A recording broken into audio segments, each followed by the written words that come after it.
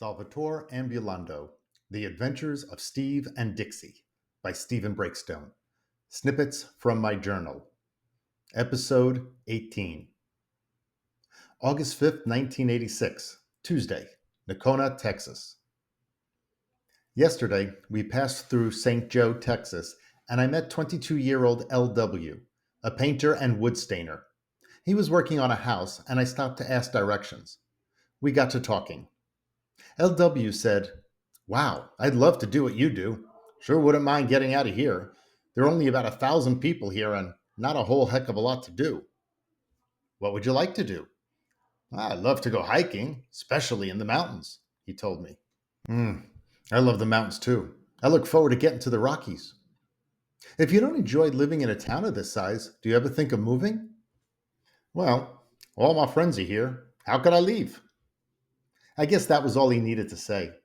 I thought it was a valid yet limiting mentality.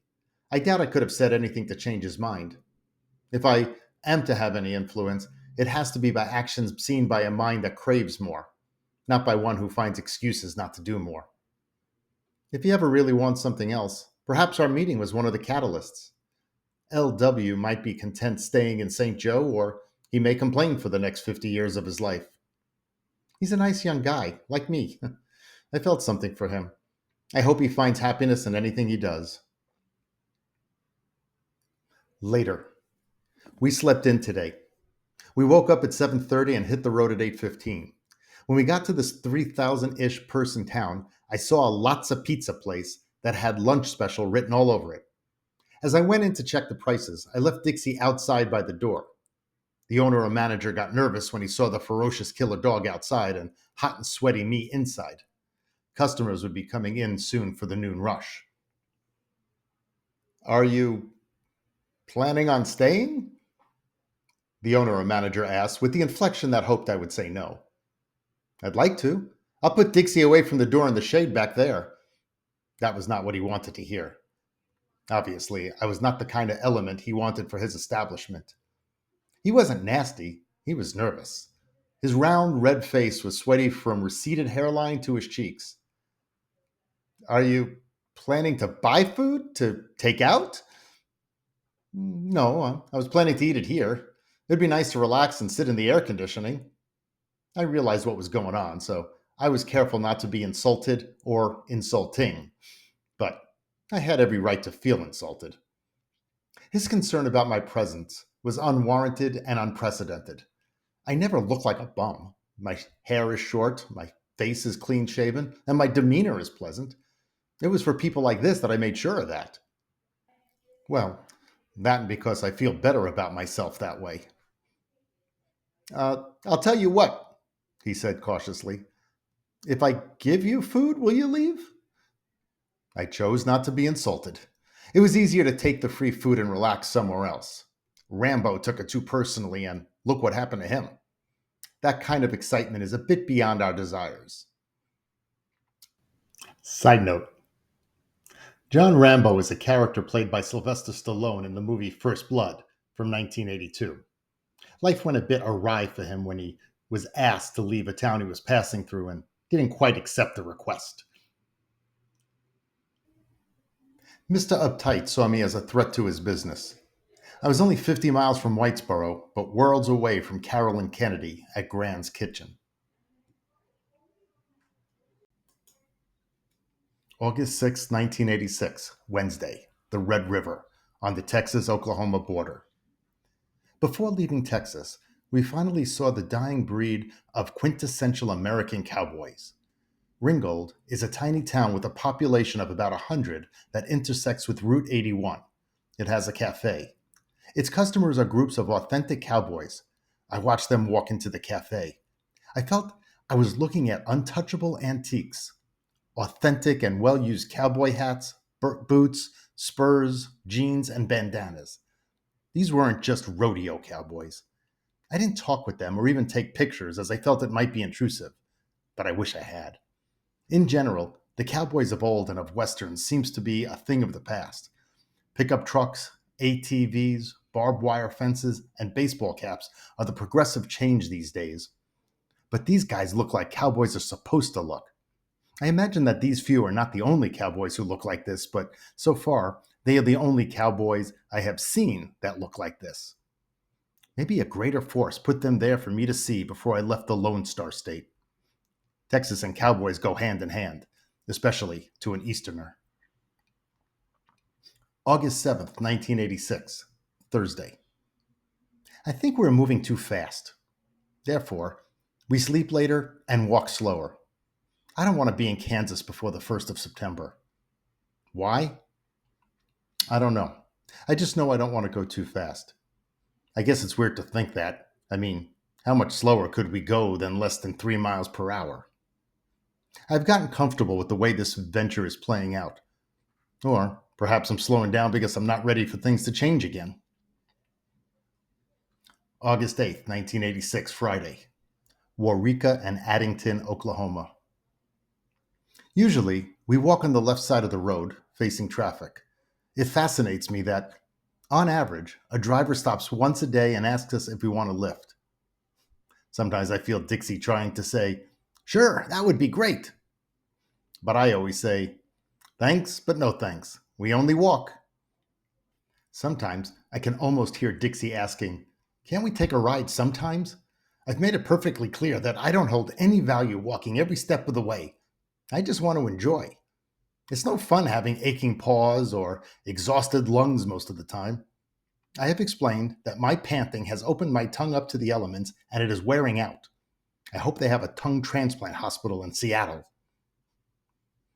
I admit that I respond out loud with, "The idea is to walk, Dixie. Otherwise, I could have continued to travel in the van, and then I never would have adopted you. Obviously, you're going to hold that over my head for the next 2,500 miles or the rest of my life, Steve. Whichever comes first." Later. Recently, heading north up Route 81, a young guy in a faded blue pickup pulled over. "Hey," he said, "I'm headed up to Kansas. How'd you like to ride with me?" I hit the play button and said, "Thanks, but no thanks. We only walk. But we appreciate you stopping to ask." "I got a 5 or 6 hour ride. Sure could use the company." "No thanks," I said. "We just walk." And off he drove.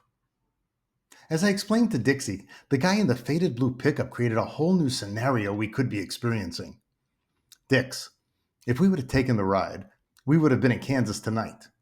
Walking, we're there in September. I just want to be right to be there tonight. And what would we do when we got there? Look for farm work? Keep walking towards Colorado? Take more rides? And when would that stop? A habit like that is easy to fall into. Before we knew it, we would be in Seattle, then Alaska. Then I would get a job, and your life would be sitting at home waiting for me to get you some exercise. As challenging as this is, that just would not be right. I could just as simply have stayed in New Orleans or New York." Dixie and I kept walking, sweating and panting. This offer and refusal of a ride up to Kansas were food for thought. We're walking to have fun and, most importantly, to provide opportunity to enjoy life. And if that means a little sweat, so be it. If we do ride, it'll be for a better reason than just being tired or bored. August 11th, 1986, Monday, Rush Springs, Oklahoma. Saturday, we woke and had 15 miles to go before we hit Duncan and the weekend of the home of the world's largest garage sale. A town of 22,500 people in the middle of the country having fun. The idea was for everyone to have a garage sale and to get into the Guinness Book of World Records. This I had to see. But in 90-degree heat, it would take about 7 or 8 hours to get there.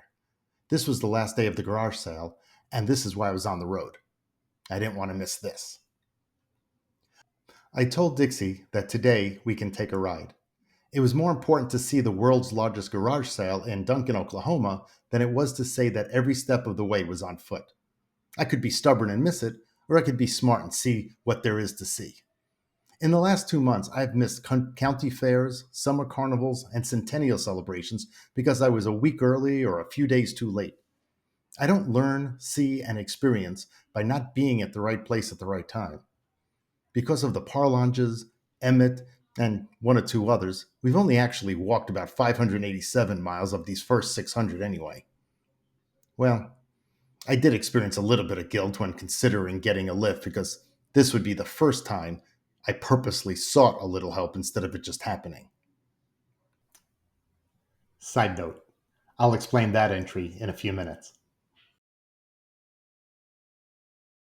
So, after walking 5 miles on the right side of the road, hoping someone would offer a ride, which, surprising to me, didn't happen, my thumb, for the first time in my life, protruded from my hand and over the white line. We were walking and hitching to get the 10 miles to Duncan as soon as we could. After a mile of walking or so, Chris Cornelius picked us up. Chris is a 30-year-old man who worked for Arc Law, Arkansas, Louisiana, gas, and passed me by. But he saw and admired Dixie and turned around and drove back to pick us up. Chris was going back home to Duncan to meet some friends at a company picnic. I told him our story. He was impressed. I just happened to mention that I had lost my Swiss Army knife in Waurika when Laurie Watts bought me some milk and Dixie a can of dog food. I opened the can with the can opener of my knife, put the food in a dish, had my attention turned, and my knife gone to some passerby. Anyway, that was all Chris had to hear, and he made me a deal that he said I couldn't refuse. For an occasional postcard, he would give me his Swiss Army knife. And he was right. I couldn't refuse. I accepted his proposal. Chris dropped me off in Duncan. Now what do we do? I asked Dixie. She has no opinion about such matters. And then I noticed a sale in the garage of David and Sybil Sanders, and so I went over. David, a man retired from the oil companies, gave me the lowdown. Oklahoma was hurting. All their eggs were in one basket, and the bottom of the basket fell out. The oil industry went bust, layoffs ran rampant, and it affected every other business. A microcosm of the country's basic economy, right here in Duncan. What's going to happen? What do people do? I asked. Well, have the world's largest garage sale. That's what, David responded. Made sense to me. When all else fails, do something different, make some fun. Sybil let Dixie and our packs relax in her beauty shop in back of the house while I went about town. Main Street, Duncan, Oklahoma, USA, was a mass of citizens out for the day. Most people were selling things in front of their homes.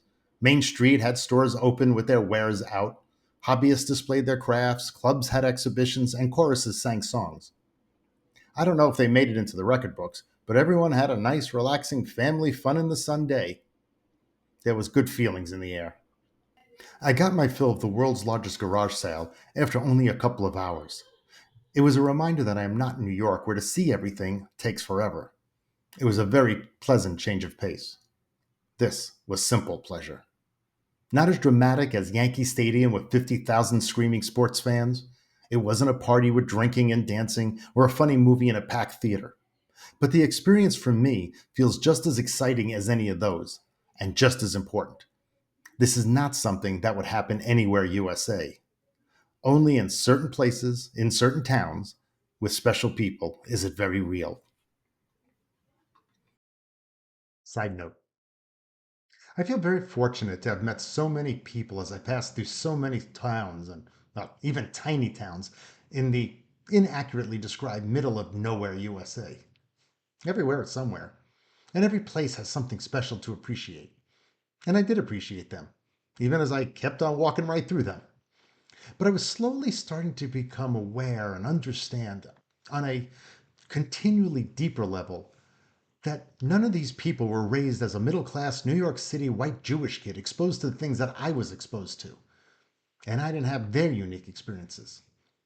And it was through this slow traveling style of mine that I developed a deep understanding how being brought up in your local culture makes a huge difference in how a person interprets the news and develops their own opinions, especially in a country as diverse as America.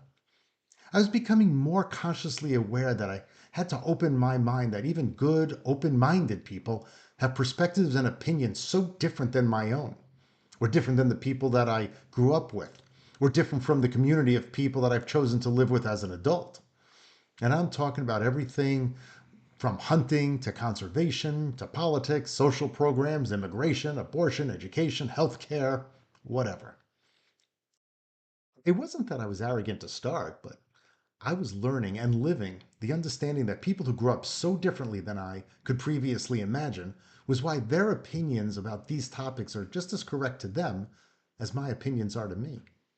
And by opening my mind to a greater level allowed me to interact with more people in a positive way, which I attribute to my being able to live a more peaceful life in mind and body. I shared these thoughts because it was this aspect of the journey that has been one of the most highly valued benefits of walking across and through so many towns as I walked across America in the 1980s. I returned to the Sanders garage of knickknacks and trinkets and was served a giant lunch by Sybil. Served on a tray was a turkey sandwich with cheese and extra meat, and fruit pudding, and pickles, cheese puffs, Coca Cola, cookies, and three Musketeer bars. And after I had my fill, David proceeded to show me his prized Studebakers, which I found to be so cool. The old cars are fascinating to look at, and I envied his passion. And then I was asked if I would like to spend the evening and night with them. How could I refuse? It's not every day I'm treated this well. At night, it rained. I should have guessed. Once again, I am blessed. It seems that the weather is usually nasty on those nights we get to sleep under a real roof. It's as if Mother Nature wants to help us out and just waits until we are safe to express her harsher side. Don't think I don't appreciate it. Before we left on Sunday, David told me that a detour to Anadarko, Oklahoma for the Indian Festival would be worth my time. We'll see. It's off my route by 16 long, hot miles. We'll see how ambitious I feel when we're in the town of Chickasha. Side note. Actually, frontal note. I'd like to take this opportunity to share some broader thoughts and reflections.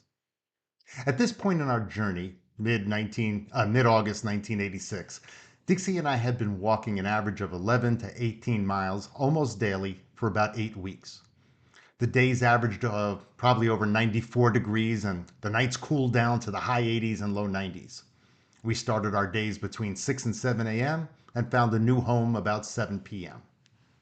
We put in fewer miles than I expected, expectations that were based on the readings of other people's journeys, from the confines of my comfy apartment. But what did I know?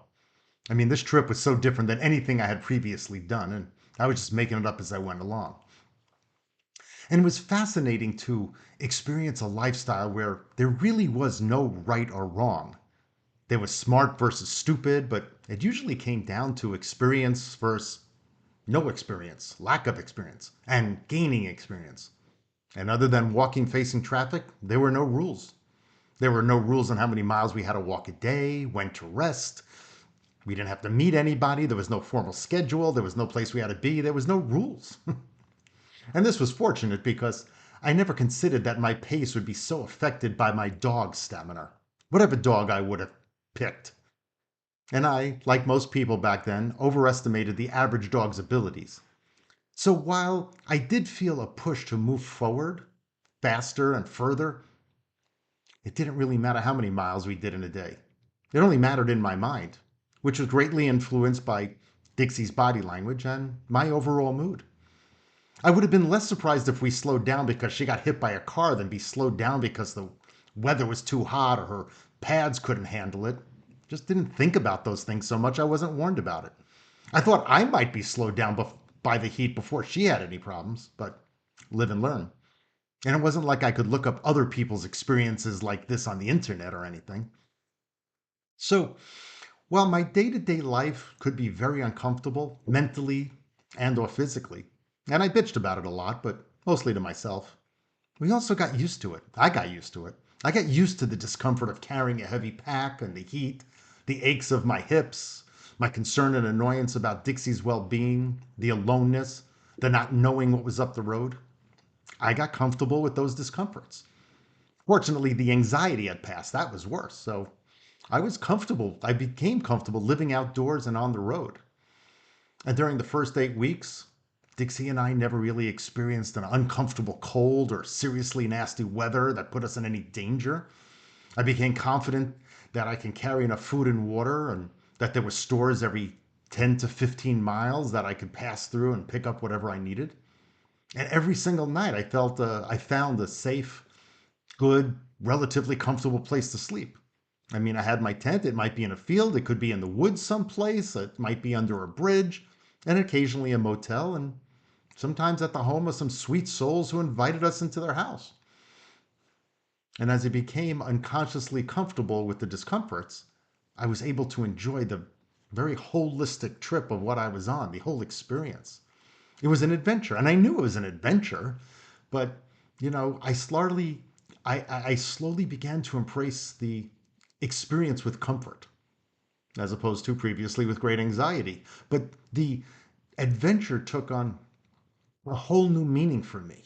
Adventure, like as in movies, is great entertainment, but you never actually experience physical or emotional pain when you're enjoying them. I mean, that's why adventure movies are fun. You kind of get into it, but there's no pain, there's no problem, there's no cost because you got thrown against the wall and your tooth broke or you're chased down and going to get crushed by a giant rock. That that's not going to happen. That's why the movies are fun. You walk away safe and sound. But this was an adventure and it wasn't really fun. It was poignant, but it wasn't fun. But up to this time, I hadn't known anyone who had really ever experienced an outside the box adventure, at least that I was aware of. Most people I knew had variations of what I would consider my unique adventures. I mean, for me, the adventures were I acted in a play on stage. I went to college. Dating was an adventure. Parachuting with Mike and Karen, rappelling down a mountain, traveling in a van, various jobs. These are all adventures. I'd even say that when I experienced a bout of depression in college, that was an adventure. All of these were just powerful and poignant experiences in my life, but they were just variations of normal and average experiences for a young man in his 20s in the mid 1980s in America, at least in the crowded New York City metro area I grew up in. So all I realized was that this adventure wasn't like those adventures or movie adventures. And living and traveling in the van with Mike and Karen for 3 months before walking was the start of the adventure, but attempting to walk 3,000 miles from the southeast to the northwest of the continental USA with just a young, attractive German Shepherd, this was a giant leap beyond that. And I was alone, physically and mentally. There was no one I could talk to for guidance or advice. I didn't have Peter Jenkins' phone number so I can get a pep talk from him. Believe me, when I unequivocally state that Dixie's presence and personality was paramount in my ability to get up every day and just keep walking. And let me also state that for an adventure, my day to day life often felt very monotonous. It was kind of contradictory to the idea of, like, oh, I'm on an adventure.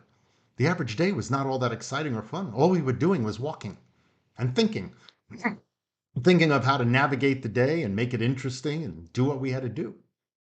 And aside from a small AM FM radio or noticing, newspaper headlines on at the rack in a store, I had very little or limited stimulation from an outside source. I had a book to read. Otherwise, it was just Dixie and me, and cashiers in the stores where I bought supplies and occasional experiences with special people that I met along the way. Other than that, it was very quiet and also incredibly peaceful. For all my uncertainties, I was beginning to experience a unique understanding of what peace of mind, peace of being could actually be for me. It's not something that you can forget once you have it. And that feeling has been a part of me, and I'm aware of it when I don't have it. When I don't have it, I know what I miss. Sometimes it's worth not having for some other adventure, but in a sense, I always like to go back to say, I know what it's like to be at peace. But even with the monotony, every single day was new. Any day could be boring or had a very real possibility to be a day that I remembered forever. That was the uniqueness of this adventure. I was sometimes annoyed by the monotony, but I already experienced meeting people and having emotional experiences that were motivating and reminding me why I had put myself alone in this very uncommon and solo traveling style. These were all emotions that I had never experienced before. emotions and personal growth I never received in my comfortable middle class upbringing. And these emotional ups and downs were exhausting and they were confusing. And it was intermittent reminders that I was doing something unique, something special. So again, a bit of a contradiction, bit of a contradiction. Something special, but at the same time having uncomfortable feelings at times. And I knew that this was not the average person's life adventure. And then I started to like the idea that, I knew I wasn't the first person to walk across the country, and I wouldn't be the last person to walk across the country, or bike, or do the Appalachian Trail, or even run 10,000 miles around the perimeter of the United States like my new friend Charlie Bell. By the way, you should go to his website. He did that in 1979, 1980. His website is longrun.us. But anyway, for all my personal average qualities that I saw in myself, I mentioned in the first episode of this series, I wasn't having an average experience. And I was beginning to feel different than the average or common person or having the average or common life. And I liked the thought of that. Of course, like all things, having different experiences so drastically from average people, it has its pros and its cons. But anyway, this brings me to the point that I wasn't going for any record. I wasn't part of a contest or a competition. I wasn't walking to raise awareness for a cause, and no one was relying on me for anything. My plan was just to walk across America to create the best, most interesting life I could for myself, because I couldn't think of another realistic way to do it. But, on the other hand, how strict did I have to be in walking every step of the way? I wasn't answering to anyone but myself, and my future self, maybe, and perhaps some unknown people whose opinions shouldn't even matter to me. So, inherent to the lifestyle I was leading, I had plenty of time for walking and thinking for miles, days, weeks, and during this time to consider the pros and cons of the idea that, do I have to take a ride, or can I take a ride every so often? And I had mentioned that a few episodes ago that it went through my mind, and over 8 weeks of walking, I frequently contemplated if taking a ride would actually make the experience and the adventure better or worse in the big picture. Would taking a ride occasionally help me to persevere on whatever this journey would or could prove to be? Would taking a ride occasionally provide more interesting experiences and provide more opportunities? Maybe I was limiting myself by sticking to a walk only mentality. Or would I regret it? Would I regret not being able to say to myself or to others that Dixie and I walked each and every step? And the only one I could really ask? I did. And she didn't make it any easier. I knew that she would appreciate more breaks, but she obviously enjoyed the constant scents, the smells, the freedom. She loved going for walks. Otherwise, she never effectively articulated any of her thoughts when I asked her to help with the real crucial decisions. So, full disclosure, of about the 650 miles or so that we had traveled in those first 2 months, about 13 of those miles were in a car. This usually came when someone picked me up or to take me to their house for a meal, and I didn't ask them to drive me back to the exact spot where they picked us up. A couple of miles here, a couple of miles there, and during these instances, it just seemed unnecessarily stubborn to be so exact. And I was in a somewhat of a desperate for clarity mentality. In hindsight, perhaps those cheats helped create clarity. Yes, technically, in each case, I could have gone back to the exact spot of the pickup, but except for a pride or ego, I didn't really see the point. What was I gaining? I didn't feel like it really, really mattered one way or the other to miss, or not miss, walking a few more miles of monotonous farmlands on state highways. Now, I'll state in hindsight that, actually, maybe these small cheats was something I needed to tackle the bigger picture of the journey. I remember asking myself and answering myself, who was I cheating? Me? Myself? No one. Just me, if any cheating at all. But it was just me playing the game. It was just me to decide. It was just myself I had to answer to. Then, like now, wasn't obsessive personality. I wasn't compulsive or competitive. I wasn't a type A personality. I had good morals, I thought, and a strong work ethic. But this had nothing to do with either, as I wasn't planning on keeping any of this a secret. I do want to state, though, that each and every treat felt reasonable at the time.